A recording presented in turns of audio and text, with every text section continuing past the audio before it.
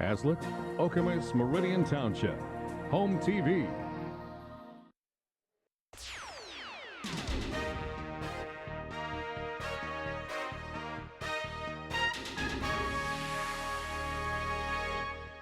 Good evening, everyone, and welcome to another edition of Open Line. I am your host, Destin Kaufmann, and we are coming at you from the studios in Hazlitt, Okemos, and Meridian Township.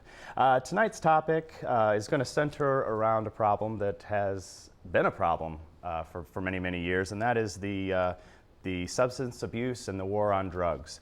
The substance abuse costs exceed $600 billion annually, with about 200 for illicit drugs, about 200 billion for cigarettes, and about 235 billion on alcohol. Obviously, this is an issue, and to discuss this, I would like to welcome both of my guests tonight. First, to my right is Corey Warren. He is the president and co-founder of WAI-IAM Inc, and we will get into that corporation here momentarily. And then to his right is his mother. That is Jacque Liebner, and she is the treasurer and co-founder of WAI-IAM. Thank you both for being here. Thanks for having us. So first, why don't we get into what the company is, and then we'll get into how it got started. Okay, the company, WAI-IAM, we formed this organization to more or less not only help our youth. What we focus on are some of the underlying issues as to why we ever use drugs and alcohol. So we want to focus a lot on those underlying issues, and we work a lot with the teens in the community, high schools locally. But more or less, we also want to focus on the family members of the ones struggling that might not have anywhere to turn to. So we came together after our own struggles and decided to sit down and kind of design a organization to be able to handle both. Very cool. What's the story behind the name, the moniker?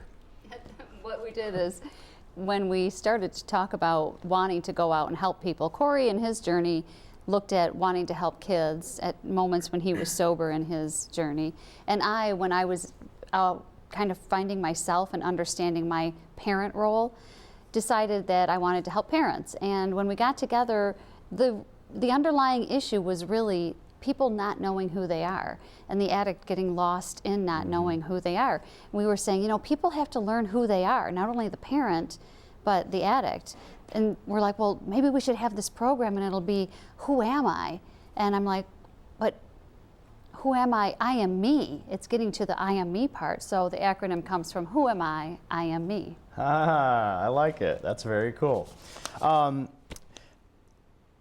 You mentioned your recovery, so I guess that's probably a good time for us to get into how it all happened and how it came about. So if you'd like to delve into that a little bit, yeah, please do. Well, I talk about the summer before my 9th grade year, and I had a pretty, what was catastrophic to me, occurrence with the band that I had claimed my identity in when I was in middle school broke up. I lost my identity. I lost who I was as a person. And as the transition into a new school through high school, so trying to find who I am again, going into a new school where I'm nervous, I'm scared, I dove into the first crowd that was able to accept me. I thought that they were really, they liked me for me. And that was the group of individuals who loved to smoke pot, they loved to drink, they loved to party, and I felt a part of something. I felt good about myself and I felt accepted. And that's kind of where the story began, smoking pot. I think most stories do occur with a lot of recovering addicts in smoking pot and drinking. From there, it led to prescription pills. Adderall is pretty common right now, especially in the high schools. To me, it was told that it was going to help me do better in class. It was going to help me do better and focus better. So I felt, how bad could it really be? Right, why wouldn't you? Right, so I started using Adderall. Why wouldn't I use Adderall? It can't be that bad. And then I would use Vicodin to kind of calm myself down from the Adderall. Those two mixed, after using both of those for a couple months, you become physically dependent on the drug. And that's when things really took a turn for the worse and the chaos began, even at home with my mom. Right.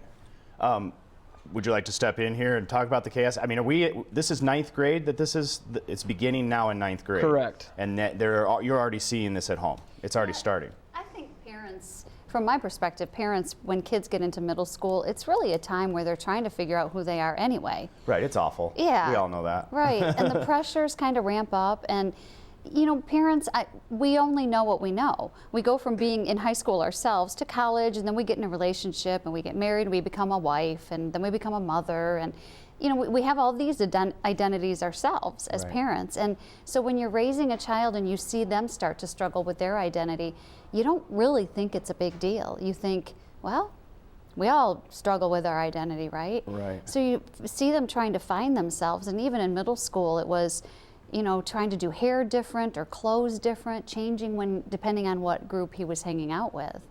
But yeah, the turning point was really with that band breakup, and then behavior. It wasn't just him trying to figure things out. Behavior started to get a little goofy. Now, is this, when you said a new school, is this because at 9th grade you went up to a different building, or did you move? I actually moved districts. Oh, you did? Okay. Yes. So I left all my friends behind. I gotcha. Yep, went to a new school, and you know, I think that a lot of the behavioral issues started when I became physically dependent on drugs. Especially moving from Vicodin into using harder drugs like morphine and Oxycontin, that need to get high, it was taking focus away from school where it should have been. And it was, you know, every morning when I was waking up, I'm thinking to myself, how and when am I going to get high today? That's the first thought on my mind. That's when the behavioral things and the challenges really started occurring at home, is when school hit the back burner. And now my days are consistent around drugs. Again, that's my identity now. My identity went from the band, and now my identity is drugs. If you would have asked me, who are you at that point, I would have said I'm part of this group. I'm a partier. I smoke pot. That's what I did. What were some of the first changes that you saw, I mean, that were outside of what you would have normally thought, well, this is just something that my son's going through? It started with more the arguing. And again, now that I look back on it, I can see it. I may have thought that it was just typical. You know, kids argue. They're the teens trying to push to be who themselves and get away from mom and dad always making decisions for them. I remember hearing that he had tried pot. And some of the friends he was with, I could sense that they were using quite a bit. And you hear of it being a gateway drug. Right. Well, there was a side of me, I have to be really honest and say, when I was young, I tried it. Right. So there's, as a parent, in the back of your head, you're thinking, well, I kind of tried it. I didn't care for it, but you know, he'll probably go through that phase himself. Right. But the behaviors, it didn't go from just being frustrated with not fitting in with a crowd, which was early on how I saw him, to where he was just getting kind of mean, and then it gets really erratic as they start using pills. Vicodin is one of those pills that you can get really mean if you don't have it. Okay. I can't take it. It makes me sick when I take it. When I have surgery or whatever, I can't even do it. So I don't know the progressive, but I've heard that you have huge fluctuation in your personality. Right. And when you have the drug, you're more level. When you don't have the drug is when you just get erratic and kind of mean. And so early on you start seeing that, but with the parent of an addict, one of the things that I really think about is everything happens gradually. Had I sat down and written down on a piece of paper every time there was an incident and put it in a binder, those binders would be huge, right? Mm-hmm. I would probably have 5 binders filled, but you don't. Something happens and you kind of forget about it. So then the next thing happens, you don't really remember. So it seems like it's the first time. So it sneaks up on you in a way. And I wanted to touch on what she said about the erratic behavior, and I got asked the question, well, weren't people noticing? Couldn't you notice? You were in a public school. Weren't your teachers and staff members noticing the behavior changes? That's a good question. And I really wanted to touch on what my mom said. You don't know when I'm actually using the drug. I can have this exact conversation with you, maybe not this exact one, but I can have a conversation where you wouldn't think anything's wrong. It off. I could pull it off. I had to be able to pull that off to maintain my use. So what she said though, the erratic behavior comes from when we don't have the drug. When I need it and I don't have it and I'm physically dependent on it, that's when I get very mean, sometimes physically violent. It's just, that's when the chaos begins. I would like to remind our viewers that this is a call-in show. If you have a question for our panel or you just want to be a part of the discussion, please feel free to do so. You can do that at 349-1232. We are also available on Twitter at HomeTV, and I believe all that information is at the bottom of your screen. So midway through 9th grade, things are starting to change. You're starting to creep the inevitable path and take us to the next big jump into the badness. Right, and then and the next jump for me was starting to use Oxycontin. Okay. That little sense that still wanted to maintain decent grades, that still wanted to put on this show to everybody that things were okay, all of that left. My whole world revolved around getting high. Oxycontin is one of those drugs that it just takes you down. It grabs a hold of you and just drives you right into the ground. With that, there was no more caring about school. I didn't care if I graduated anymore. All I wanted to do was use. So my days were spent around finding money to use and then finding the pills themselves and then using the pills. That was a day-to-day basis. That's all I wanted to do. The band that I had talked about, the music side of me, was gone. I used to love to play sports and I excelled at a lot of sports that I played. It was gone. I had no passion of playing sports again. All of those things that I loved to do, I loved to snowboard. That was gone. I didn't care about snowboarding. So those childhood things that I grew up loving to do, hanging around family and friends, it was all gone. My world revolved around getting high. I tend to think that lately prescription pills are becoming much more the issue almost than some of the illicit drugs. What was your process? Did you meet people through school at that point, or your friends at that time, they knew people who could, because honestly, I wouldn't know the first thing about finding something like that. So I know you get very clever and you get very, smart and intelligent on finding that stuff, but how did that sort of come around? Well, even when you're using pot, you'd be surprised at how many people that smoke pot will know of people who have pills, and those people who do have pills will know of people who have worse drugs. So you just get connected, from the beginning. And nowadays it's so easy. If you go to a party, you're going to find any drug in the book at that party. And even into heroin, cocaine, whatever else it looks like, and all the other drugs that are on the streets at this point that, I'm fortunate enough to not have tried. Right. It's scary. It really is scary, and you can get torn down very, very quickly. So now you're using Oxycontin, and you are still in 9th grade at this point? No, this is in my 10th grade year. In your 10th I'm grade a year? sophomore. Okay. So did that give another jump to you as mom? There had to have been some more clear signs at that point. The clearer signs for me to begin with were sheer exhaustion, because now everything's ramped up. And the struggles that we had, daily trying to get him to school was such a struggle. And the school also just couldn't stand to have him around. They basically said, let's keep him here for 2 hours a day and just get him graduated. In fact, he can't even come back to campus after those 2 hours. Let's just get him graduated. And I talk about it in some of our presentations because from a parent's perspective, we want our kids to be successful, right? Right. And if they're not successful, it's such a reflection on us, whether we want to agree or not. Underlying, that's what we're thinking.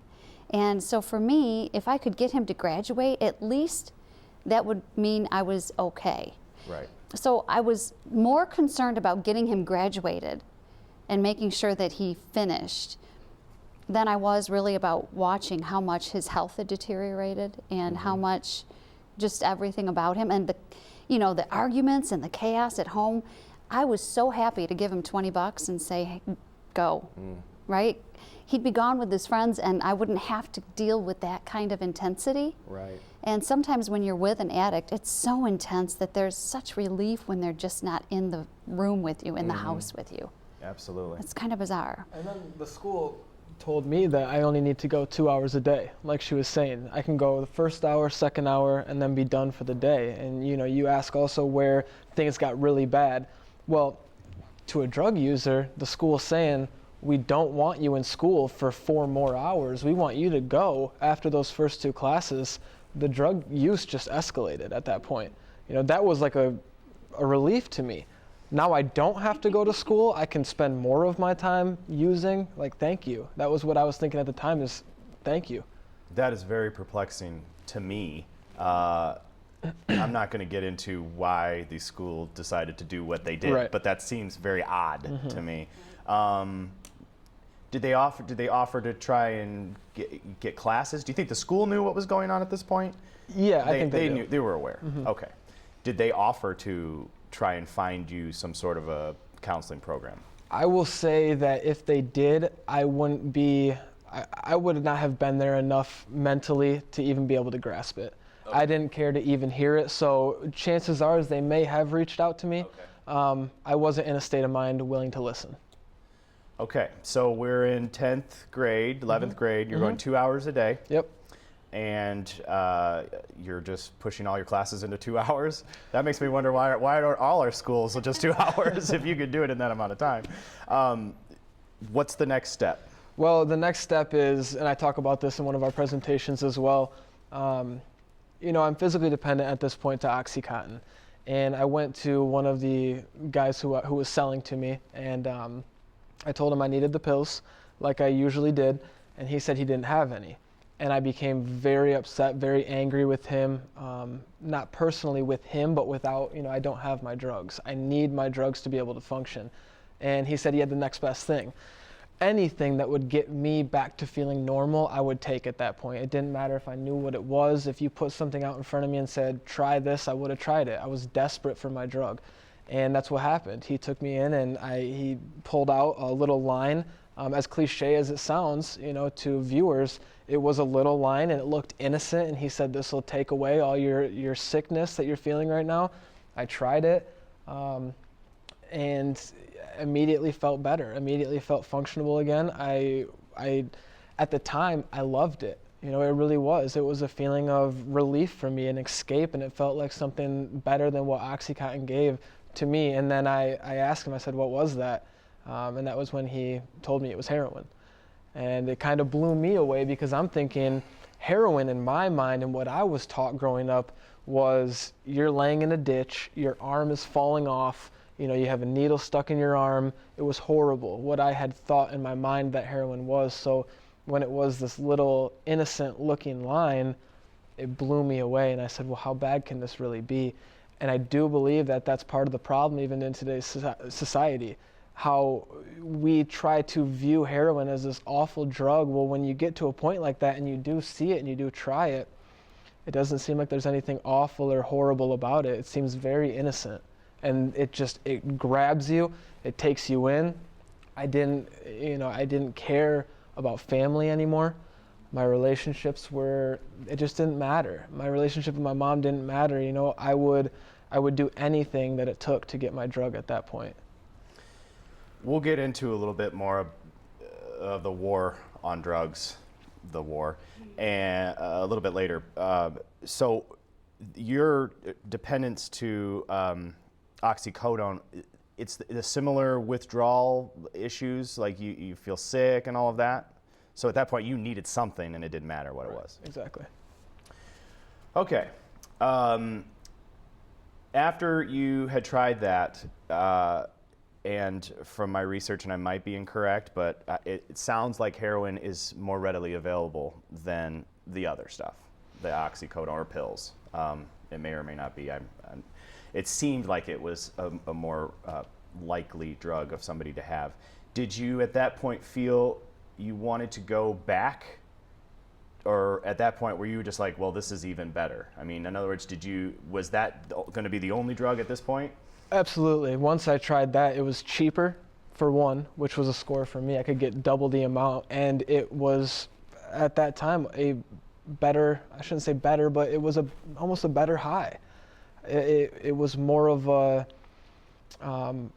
numbing, I guess. I didn't feel feelings anymore. And, sometimes I even hear that quoted today that, it could make somebody who is homeless feel like they have $1 million. And that it's the truth. It really does. You feel like you're on top of the world in a very scary, unrealistic way. Wow. Yeah. Okay, so you take me through graduation. Did you graduate? I did not. And we go into a little bit of the story about what happened, but I eventually got taken to the doctors, and I'll let my mom talk a little bit about this, but she thought I was sick. She thought I might have cancer. I looked very, very bad. I was very pale. I was skinny. My eyes were sunk back into my head. And her thought was, well, my son is sick. I need to get him to a doctor. And for some odd reason, I decided to go. I went. I told the doctor what was going on and kind of rushed out of the room without telling my mom anything, and so I'll kind of let her take you into the ride home. Oh my goodness, okay. Well, the only thing I remember is that I was asked to leave the room. The doctor went in to have a private conversation with him, and he's 17 years old at the time, and figured it's just because he's a boy. But I was in the waiting room thinking I'd go back to the doctor and he'd tell me what was really going on and what was wrong. And he didn't. Corey just came out and said, "We're out of here." And I'm like, huh? What? What just happened? And really, it was on the ride home. I'm like, well, tell me what happened. And it was so intense because he's angry. He's fiending now, right? He needs something. He needs to get away from me because he's got to go find his drug. And I'm pushing him. Obviously, he's just been to the doctor. And so it was a very ramped up ride, short ride home. And as it ramps up and I'm screaming, tell me what the problem is, what's going on, and you'd never understand. And that really did happen. And he said, okay, I'm addicted to heroin. And your world just stops. Really, there's so much chaos when you're with an addict anyway, and the drama is so overwhelming that you get numb. Talk about being numb. The addict's numb, but you as a parent also become a little numb. It's just constant chaos. The phone's ringing at midnight and 2 o'clock in the morning, and there's interaction with cops all the time, and you do get a little numb to it, but that kind of hits you. Yeah. So to go back to your question, though, I kind of strayed away from it with the whole graduation thing. After telling her, she was doing the drug drops and all that, and I couldn't use heroin or any opiates for that matter. So I turned over and I substituted, as we do as addicts. We substitute for the next best thing, something to still take us away, some drug to still make us feel numb. I substituted for cocaine. One night in particular, I used a pretty good amount of coke, and then I couldn't use opiates to come down, so I thought that I would go to the store and I'd buy a bottle of NyQuil. And I drank a bottle of NyQuil after using all the coke that I had done, and felt like my heart was literally going to explode. And I ran up and told my mom, I said, I feel like I'm gonna die. And looking back now, that wasn't the only time that I should have died. There was numerous times that it's mind-blowing sometimes to even think about the fact that I'm still here. But that night in particular, I had ran up to a room and said, I'm gonna die. My heart is gonna beat out of my chest. And as a parent who goes through all the drama already, she's thinking, well, it's just another night. Mm-hmm. It's just another night of chaos. So she's not taking it very seriously.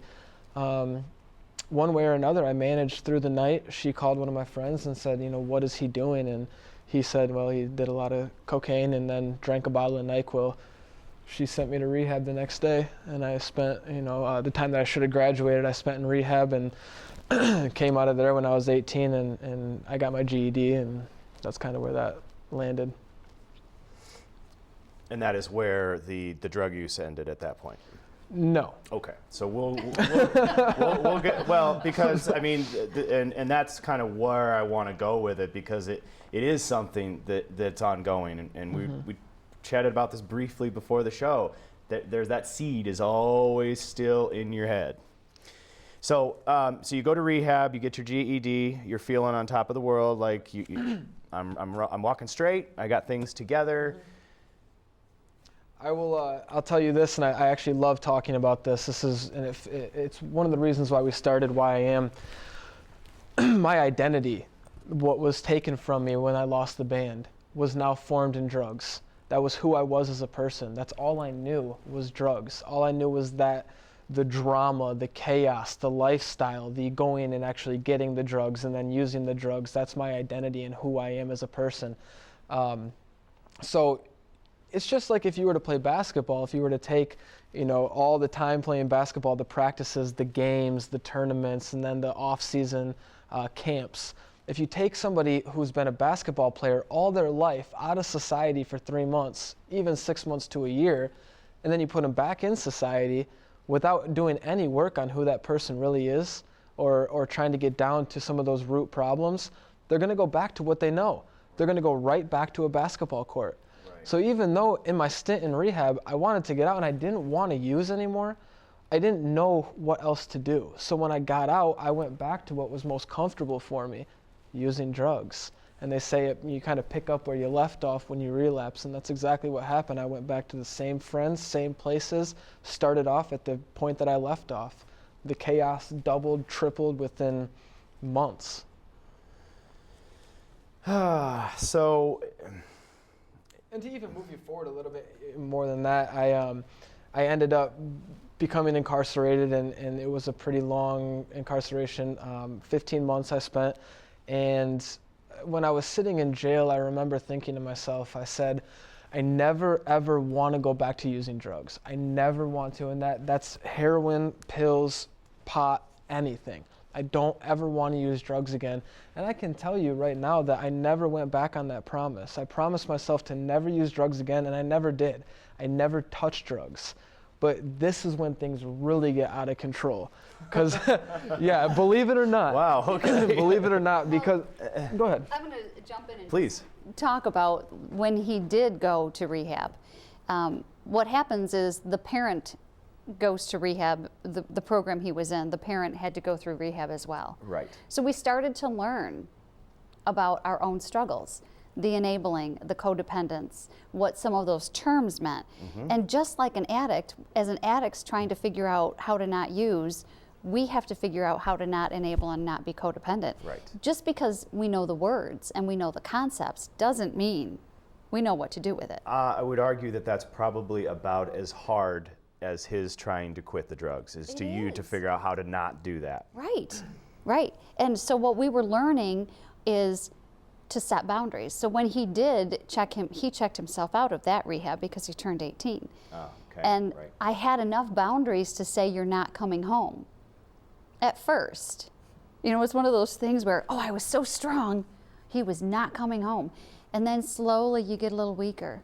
And slowly you let him come home. Mm-hmm. And he did get to come home. Right. And, it's those powerful moments. Having a child that's an addict is so intangible because it's not like they're sitting in the room with you using, right? Right. That doesn't happen. It's just somewhere happening. His behavior changes, but it's not like you witness it. You never have to witness it. And I'll tell you, to this day, and I hope you don't mind me sharing this, one of the most difficult moments, literally moments, it was hard enough hearing he was hooked on heroin. One of the most difficult moments was when I let him come back after this time. And it was a typical weekend. We're cleaning around the house. He's supposed to be helping clean. I didn't realize that he had not only relapsed, but they do so much faster, so much harder. Right? Right. So his relapse has taken him so fast down. And I'm just thinking he's going to help with the cleaning. Where are you? Where are you? I'm calling around to him, and I'm looking for him, and I walk into the bathroom with him sticking a needle in his arm. And honest to God, I don't think I have heard guttural screams out of my own body the way I did that day. Yeah. It was so intense. It was so... that the reality, that's the only time I can really tell you that I had it hit me as being so real. Right. So many parents out there, they have kids using all over the place, they don't see it as real. Right. It's a really bizarre concept. Yeah, because it's like it's the ghost in the room. It's not really it. Right. So we'll just continue. So at that point, you realize we're in trouble again, and we've got to figure out how to fix it. But I am going to a counselor at this point. I have at least discovered that I need help. Right. Well, that's the first step. Is what they say, right? Right. My mother-in-law works with a group on codependency. Actually chairs it. So I hear stories and I'm familiar with the idea, and through that I have become accustomed to how hard that actually is from your perspective. It is. What do you do after you come back from wherever you go at that point in shock? What's your next step? I think every parent's next step when they are trying to understand or deal with their child's dependence is to fix them. I have to fix them. And you go into this whole mode of control. You've got to make sure everything is okay in your world. To have your world go completely out of control is just not acceptable. So we always focus on, we've got to stop them, we've got to fix them, we've got to control them. Right. That's so much of what an enabler and codependent does, right? So what we do is they start making really bad decisions and we scoop right in and we take care of their challenges. We don't let them have natural consequences. Corey should have had natural consequences of sitting in a jail and with no car and nowhere to go very early on and never did. Because I felt like if I just kept him away from me, if I just kept him graduating, if I just kept him, it was going to be okay. We don't realize that we're stopping them from growing up. You're just keeping them We're on just the same track. Exactly. Well, I mean, there are arguments that, because that's such a fine line. You can say, yeah, go ahead and get in trouble and go to jail, but then there are those that get into that cycle of behavior and then are in jails their whole life. So that's right. That's their identity. Right. Yeah. And that becomes a very fine line for the person who is dealing with it. So what did we do at that point? Were you asked to leave the house after that moment? Yeah, and then it got really bad. A drug addict doesn't care what's happening with the people they live with or the people that they used to love. They don't mean to, they just don't care. It's never personal. What they do to you is not personal. Right. I remember going in and having some surgery, and I remember him not being there, even for my surgery, and how devastating that was. It wasn't personal. He didn't even know. He probably had no clue that that was happening. But it got to the point where he was homeless. He was living on the streets. He was much thinner than he is now, very sick. Yeah. A person using heroin is really, they don't function, they don't hold jobs at that point. It is odd because even now thinking, I jumped to the incarceration. And even looking back on it now, whenever we do this kind of stuff, there's a lot of times that I forget. I don't remember a lot of that chaos. Like right. What she's talking about, I remember the incident that she's talking about vaguely. But the months after that, before I got incarcerated, and even in our presentations that we do with the communities, I'll jump every single time to the incarceration, and she'll have to drag me back to say, "You're like, let's just get through this," because I don't recall any of that time. Oh, that's really interesting. And it does hit me as a shock, especially to go back and talk about her surgery, because now I recall that time, and I think to myself, she was going through life-threatening surgery, and I was more focused on getting high, and it's nothing personal. It's nothing saying I don't care about you or care if you live or die, but my world is it's drugs. That's kind of my vision. All I see is like, when am I going to get high? When am I going to get high? Nothing else matters to me, and even family. I do want to remind our viewers that this is a call-in show. If you'd like to call in and ask a question or be a part of the panel, please feel free to do so. The number here is 349-1232. You can also reach us at Home TV. We do have a question in from Jason, and it's from Twitter. Thank you. And he's asking, what exactly is enabling, and what can be classified as enabling? Which is a great question. Because it can be ambiguous at times. Well, it's a great question. Enabling is doing for somebody else anything that they should be doing for themselves. Okay. And that's big. And we're talking about a society right now where we have helicopter parents that are doing everything for their children. Yeah. It's enabling, because if you look at, excuse me, a group of kids, a family, for example, how early can they be brushing their teeth for themselves? How early can they be picking up their room? How early can they be doing their own laundry?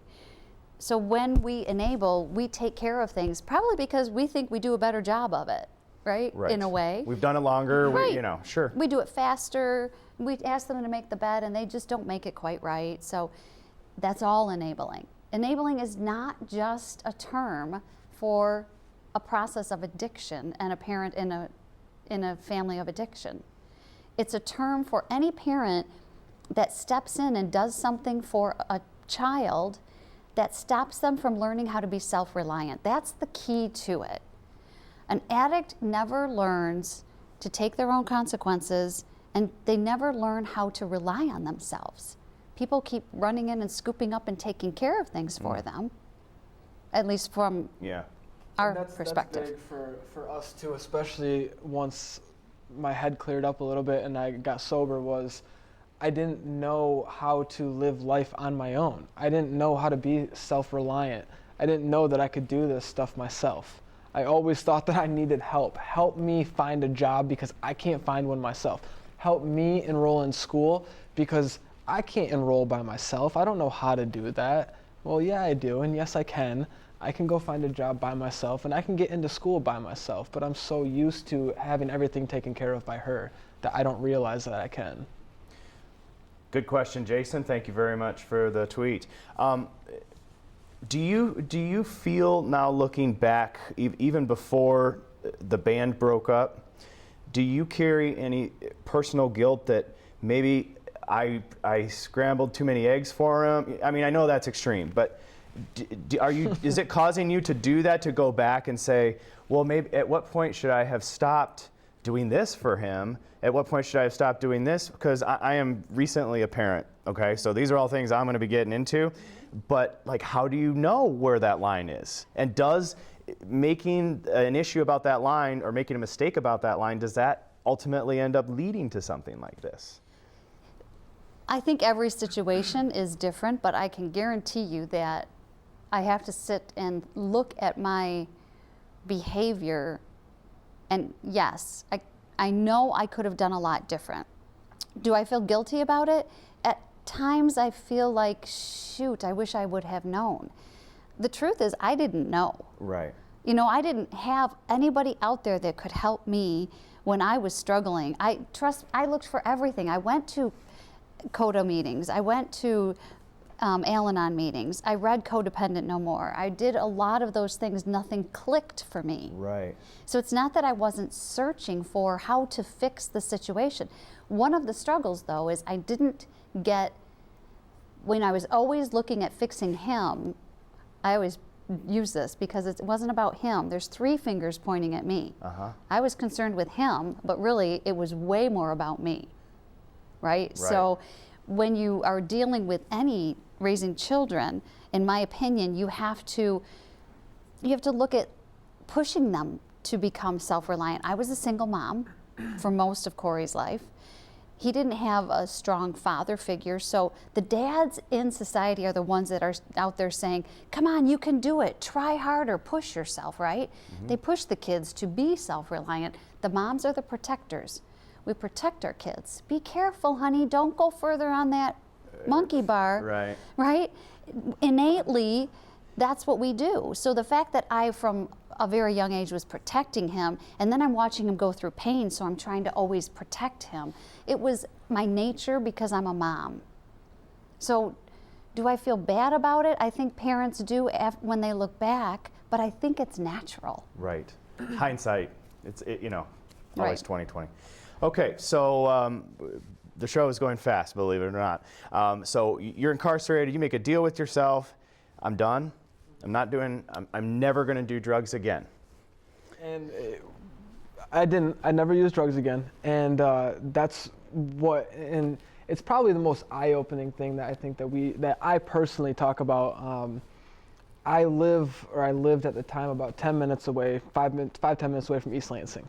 So I get out of jail, I get enrolled in college, I'm starting to do the college thing, I'm working, and I find myself out at East Lansing around a bunch of people who are loving to drink and they love to party, and East Lansing is known for that. So it is. And so I'm drinking now and I'm partying, and the acceptance that I wanted to feel in high school, I'm feeling accepted, right? So I'm feeling accepted, I'm feeling a part of something, and it's socially acceptable. Right. So I'm getting all the same relief that I was from heroin, all of the same relief, the numbing of the feelings, the feeling a part of, the identity now. Okay. Because my identity went from being a drug user to now I'm a partier, but I can justify that and say, now I'm in college. It's okay to drink. Because I'm in school. Because that's what we're supposed to do. So I am drinking my life into the ground, because I can't just drink like normal people do. I can't have one beer over dinner and just be done. I want more because I want it to numb myself. I want it to fit in, to be accepted. It's easier for me to communicate at that point with alcohol because I don't know how to. I've never learned how to communicate without drugs or without alcohol. Right. So, and alcohol, because it's socially acceptable, it's so readily available, the commercials are making it look wonderful. Oh, it yeah. looks like a great time. Yeah. You know, and it is literally driving. It took me down a darker, it took me into a worse place than heroin had ever taken me. I couldn't fathom ever being lower than what I was with heroin, and alcohol took me there. Okay.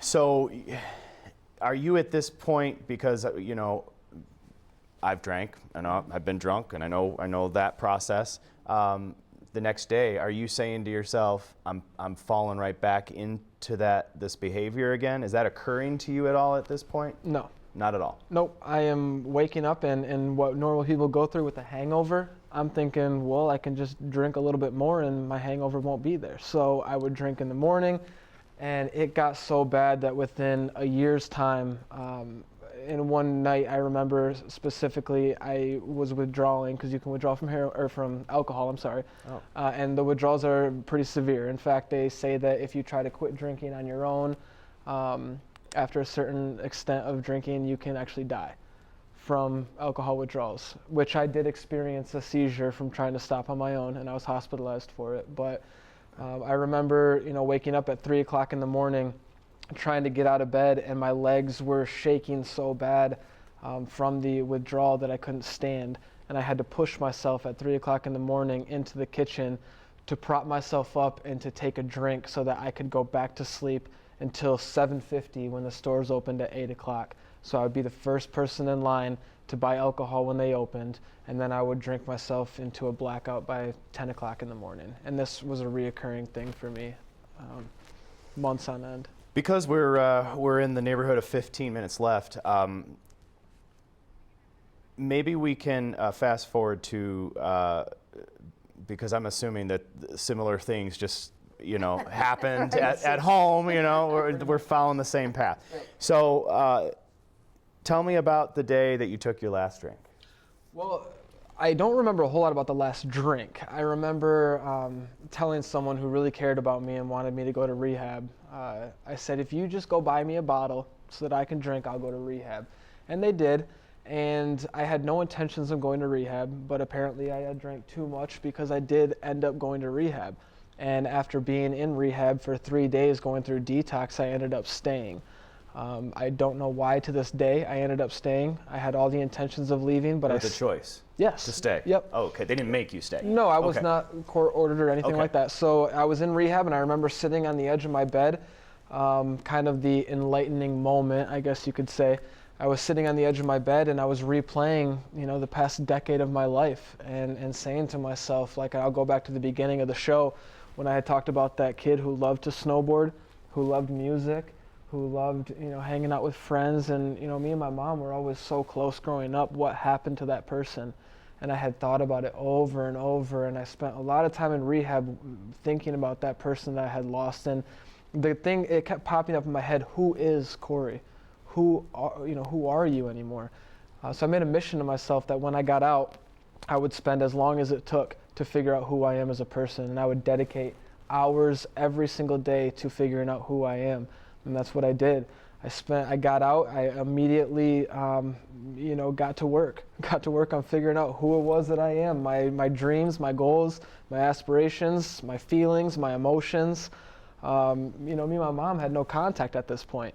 So my mom's over here, I'm over here, and I'm working on who I am. My mom's working on who she is, and then by the time we both became, having these identities back, I guess you could say, who we are again, we came back together, and that's when the magic kind of happened. That I said, hey, I really want to work with kids. I really want to work with teens. I want to get in there and I want to help them figure out who they are before they before they have to go down the same road that I am or that I did. Right. And my mom's saying, well, that's funny because while I'm off on my own little journey, she's saying I'm trying to figure out how to help parents. How to help parents to figure out who they are and the enabling factors and the codependency and all of that. So when we came back together, we said, well, why don't we just, form something and try to help both parties at one time? And that's kind of when the whole, what would it be called? Who am I? Well, Right. I am me. And that's kind of where it all began. That is super, super cool. We do have a caller. It is Sarah, and she's calling from North Carolina. Sarah, can you hear us? I can. Okay, very good. Thanks for calling in. What's your question? I have a question for both Corey and Jackie. What advice do you have for family members in order to reach out to their loved ones? When you're watching someone you love use drugs or alcohol, what are some ideas you have for family members to help them? Very good, Sarah. Thank you for the call. It's interesting because I'm sure my family struggled a lot. I have a large family, a lot of sisters, and oftentimes they would say, I never brought it up because I didn't want it to be painful for you. I never talked about it. I never knew what to say. I think it is really difficult for family members to know how to approach somebody that is in the throes of that struggle. I can say that the best thing for anybody to do is to make it not such a bad thing. Like, it's almost like somebody having cancer. Do you not talk to them about it, or do you just be practical and talk about it and give them that venue to speak? Right. So as a family member, to give them that space that they feel okay. It doesn't have to be my identity that my son's an addict. Right. But to feel that somebody cares enough, or for them to reach out and simply say, is there any way I can help you? For them to turn around and try and fix me or tell me what I should do is a little confusing because I already don't know and I'm already so baffled. But Right. I think that's a great question. I think the best thing is just to be there and to listen and give them a space. That's good. And I think that also once you establish the communication, then you can start also looking for points that will help you maybe get into ways of helping him. Because That's if right. you're talking about it, at least there's a sharing of ideas. That's right. Good question. Yep. Good question, Sarah. Thank you.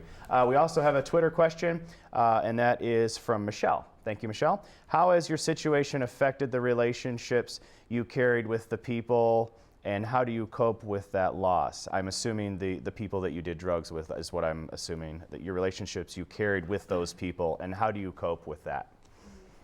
Oh, good question. Well, you kind of form this bond with those people throughout the years of using, and there's no easy way to put it. You know, when you decide to make that change in your life, to live a healthy life and to live a better life for yourself, there are some ties that you have to cut in order to stay healthy. You hope and you pray that by you setting the example, by you doing the next right thing and kind of being the leader that some of the old people that used to hang around, especially those close friends, that they kind of decide to tag along, and I can reassure you that they do tag along, and that has been my personal experience. And I've had many friends of mine that I did have to kind of cut off, for lack of better words. They have reached out to me since then and said, hey, I'd like to get my life on track. I could use some guidance. So it's a beautiful thing. It does get better. That is awesome to hear, because I was fully expecting you to say that they were just like, say la vie, and kept on their path. Everybody can change. Yeah, that's awesome. We actually have another call. Brandon from Lansing. Can you hear us? Brandon, hello? Well, we'll come back to you, Brandon. Hang tight if you can hear me. You know, I've had friends that have been addicted, and you know, I give up pretty quick because if they don't want to change, you're not going to change them. So, you know, I do understand that side of things. So I was very happy to hear that your friends wanted to change. Yep. Brandon, can you hear us? Are you there now? Not yet? Okay. All right. We got about 8 to 10 minutes left. For someone who may suspect that their child is slowly going down that path, are there any broad signs that, looking back now, you could say that could be something that's a little off, or that might have been a sign that he was starting to do something like that? Do you have any of those pointers? Yes and no, because like I said, yes, I knew he had tried some things. Right. And I think nowadays what I would say to parents is you've got to take it a lot more seriously. When they talk about pot being a gateway drug, I really think one of the things that they're saying is pot is the gateway to numbing who they are and what they feel. And that's what parents need to know. Right. It's not necessarily a gateway drug they're going to go out and use every other drug. What it's saying is if your child is struggling with emotions and feelings and wanting to numb and escape from it, you see those signs. Right. You see those signs of them not really being comfortable, being upset.